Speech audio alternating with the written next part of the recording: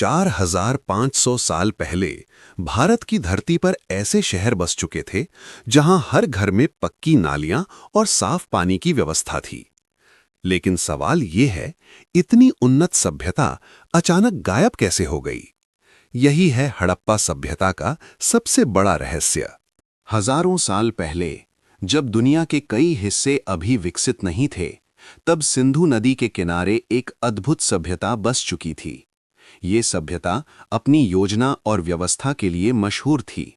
आज हम इसे हड़प्पा या सिंधु घाटी सभ्यता कहते हैं।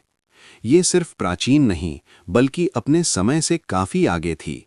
इसकी शहरी योजना आज भी लोगों को हैरान करती है। हड़प्पा ने मानव इतिहास को एक नया मोड़ दिया। आइए जानते हैं इस महान सभ्यता की पूरी कहानी। इस सभ्यता का पता दुनिया को 20वीं सदी में चला।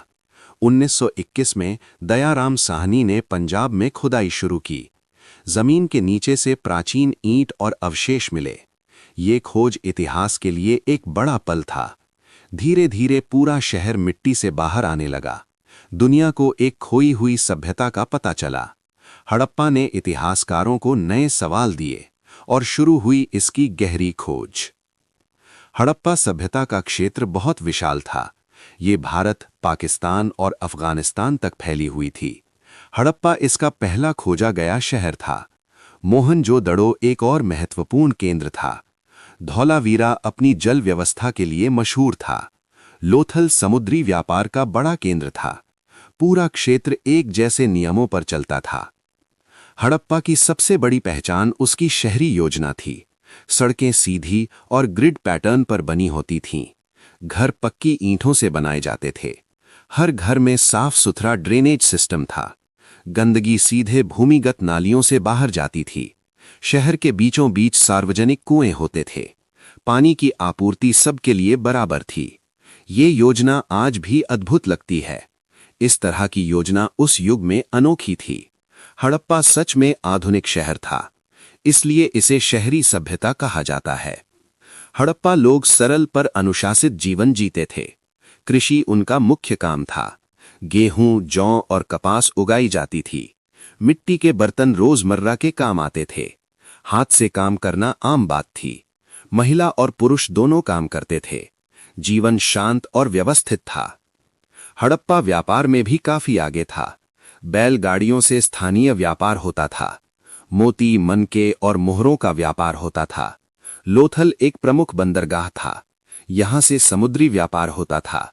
हड़प्पा की मोहरें मेसोपोटामिया तक मिली हैं। ये अंतर्राष्ट्रीय व्यापार का सबूत है। हड़प्पा लोग प्रकृति के उपासक थे। पशुपति मोहर उनके विश्वास को दर्शाती है। मातृदेवी की मूर्तियां भी मिली हैं। कला और धर्म एक दूसरे से जुड़े थे। उनकी कला सरल पर गहरी थी। हर चीज में संतुलन दिखता है। ये उनके समाज की सोच बताता है। हड़प्पा का सबसे बड़ा रहस्य उसकी लिपि है। हजारों चिन्ह मोहरों पर मिले हैं, पर आज तक कोई इसे पढ़ नहीं सका। ये लिपि छोटी पर अर्थपूर्ण है। इतिहासकार इस पर लगातार काम कर रहे हैं। शायद भविष्य में इसका रहस्य खुले, तब इतिहास और स्पष्ट हो जाएगा। इस महान सभ्यता का अंत कैसे हुआ, इसका जवाब आज भी पूरी तरह स्पष्ट नहीं। माना जाता है जलवायु परिवर्तन हुआ, नदियों का रुख बदल गया, बाढ़ और सूखे ने जीवन बदल दिया।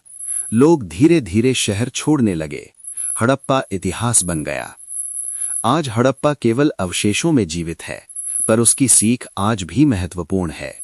ये सभ्यता योजना का श्रेष्ठ उदाहरण है। इसने दुनिया को शहरी जीवन सिखाया। हड़प्पा हमें इतिहास से जोड़ने का काम करता है। ये है हड़प्पा सभ्यता,